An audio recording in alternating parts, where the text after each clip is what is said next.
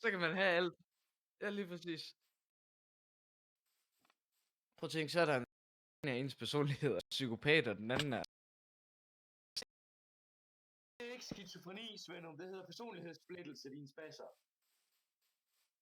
Jamen, så det. Skizofreni, der hører du stemmer. Ja, ja. Hvad for noget? Hvis der står fucking... det hedder skizofreni. Det hedder, at min søster fik sådan en diagnostiseret en mild version af det, men det var meget forkert. Hvad fanden er det hedder?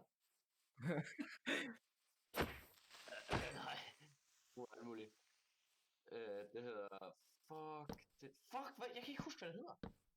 Der er altså ikke noget, der hedder det personlighedsspaltning. Fordi det er ikke noget, der hedder splittelse. Nå ja, noget af den stil. Ja, undskyld. Spaltning. Okay. Her. Det er... Nå, vent, hvad?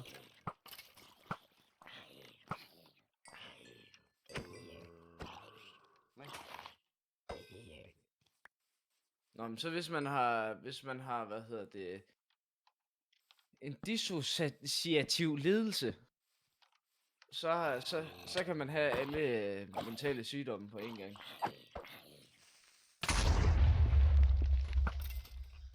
Ja, men det kan du så alligevel ikke i praksis, vel? Det kan du da godt. Nej. Fordi din anden personlighed kan ikke få en diagnose.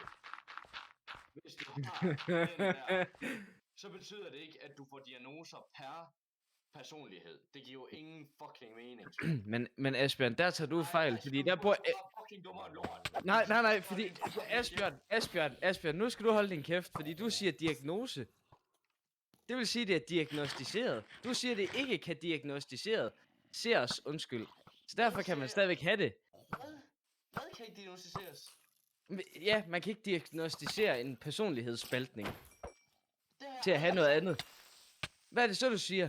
Det siger, at du får ikke forskellige diagnoser, alt afhængig af hvilken personlighed du har på. Jeg siger, at hvis... Så er psykopat lige nu, ikke også, Svendum? Så kan jeg ikke få en diagnose til den her personlighed, og så i morgen, så er jeg en sød lille krammebams, og så får væk, vel? Det er den samme fucking diagnose, man får, på grund af, at man er den samme fucking person. Ja. Du kan ikke få to modsigende fucking diagnoser, og hvis du er samme person, er du idiot, mand. Prøv at høre, Men Asbjørn, det er jo det, personlighedsspaltning gør. Det gør jo, at du er to forskellige ting, dine spasser. Du er stadigvæk samme menneske. Ja.